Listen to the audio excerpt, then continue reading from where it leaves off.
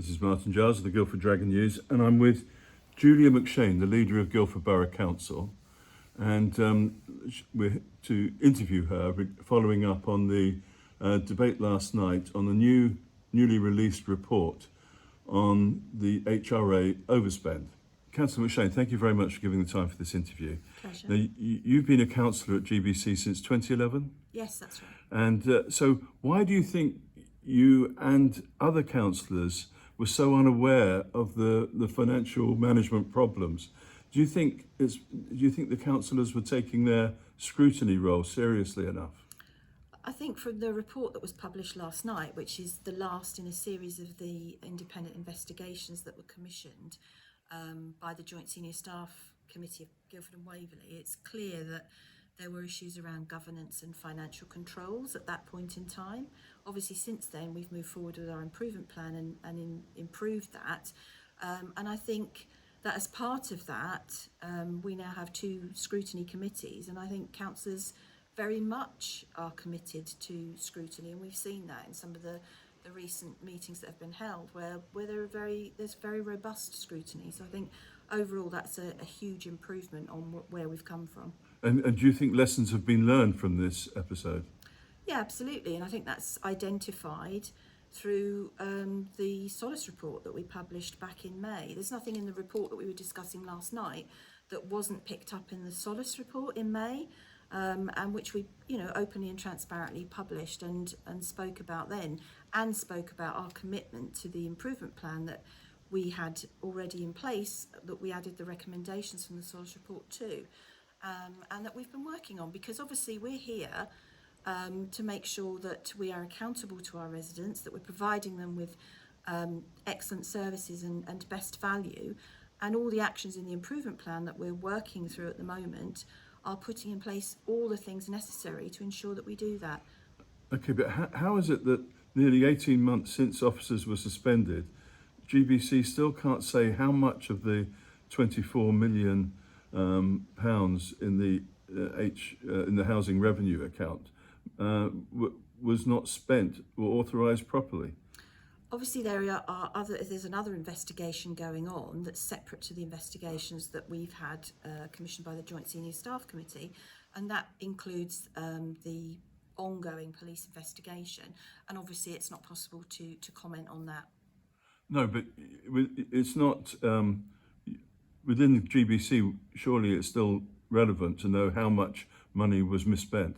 Well, I think as part of the police investigation, there's a great deal that needs to be looked into, and that's what they're doing. And I think we'll wait to see what comes out of that. But in the meantime, you can't say.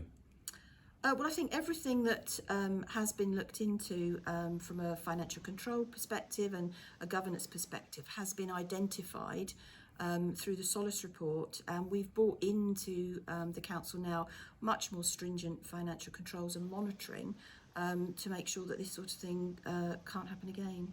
Now, it's been said that you want to draw a line under this whole sorry episode, but do you think that this report has answered all the questions about the massive overspend? Don't you think the public will still want to know more?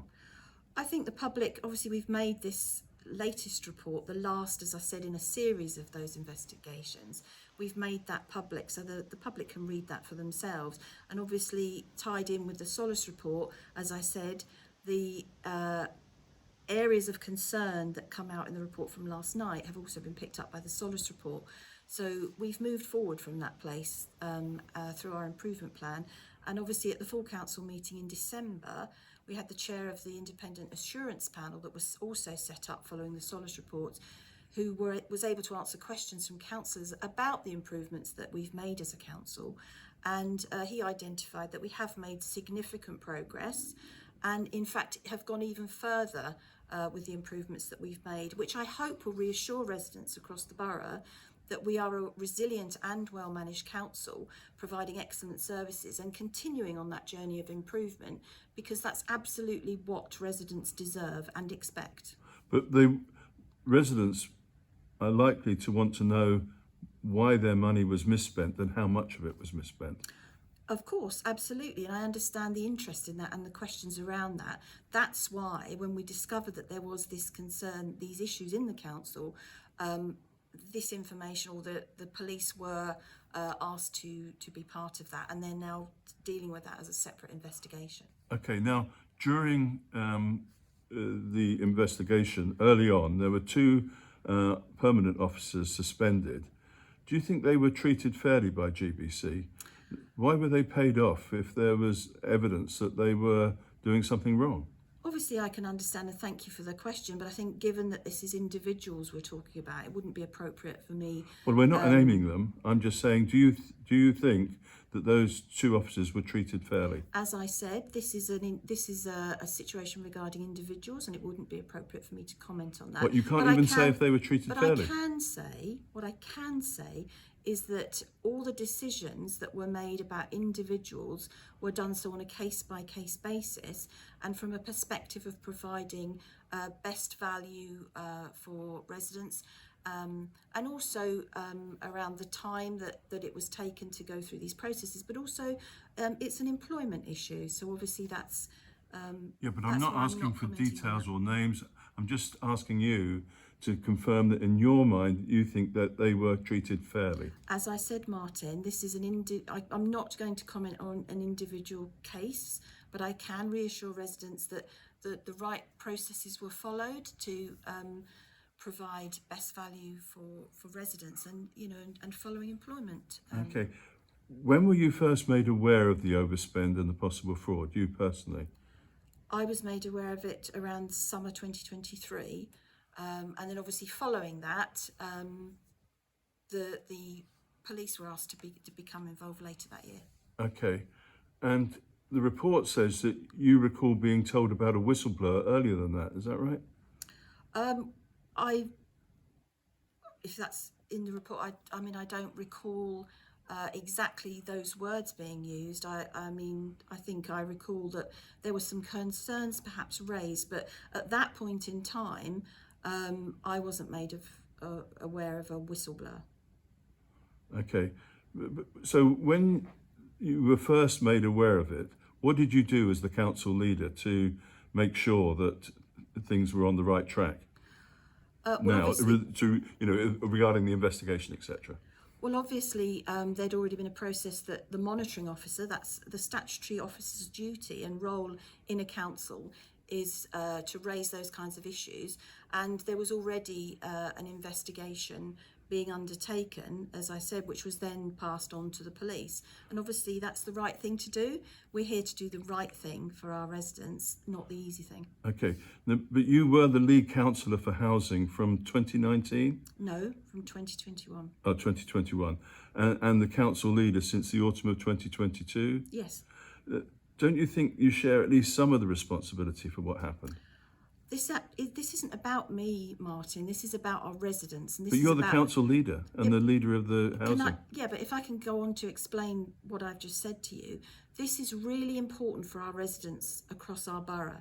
They need to be reassured that we have a well-run and resilient council that's acting with integrity and accountability and openness. And since all these issues were identified in the Solace report last May, which we made public and we were open about, I acknowledged that there were those concerns and issues across the council in relation to financial controls and governance, which had come out through that process, and made that commitment, acknowledged those issues, apologised for those issues, and made that commitment that we would work through our improvement plan to be able to earn back residents' trust.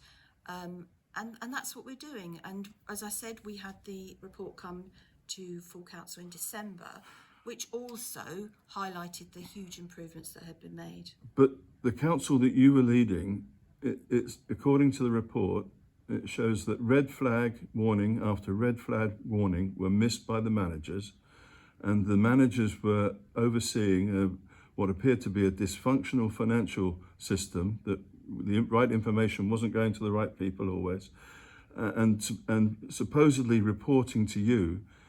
You were meant to be overseeing all this as the leader. Don't you feel that some of the responsibility for what happened is yours? I think the report identifies, and the report that the Joint Senior Staff Committee of Guildford and Waverley Borough Council commissioned was a report into senior staff at the council. and I think the report demonstrates the actions of senior staff and identifies the issues of poor governance and financial controls across the council at that time.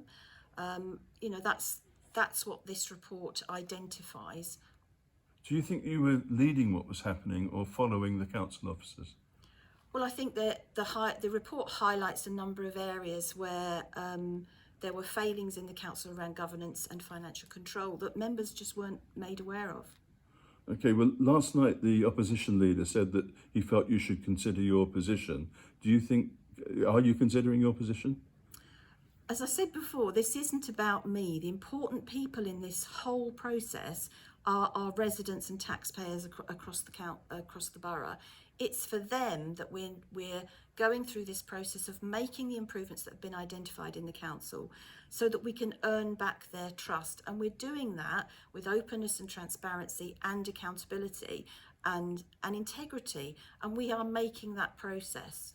Okay, but we're making that progress. The report is there to identify who did what when and who knew what when. Yes, in senior staff. But it seems that none of the councillors knew enough to do anything. Well, you can't know what you don't know, Martin. So one of the problems was that you weren't told enough. Well, it's in the report. It's in the report because this is a report about senior staff. And obviously, as soon as I was made aware of this situation, then obviously we made it was open, transparent, and the rest, has followed through the Solace reports, which we've acknowledged, and we're making those improvements. Councillor Julia McShane, thank you very much. Thank you.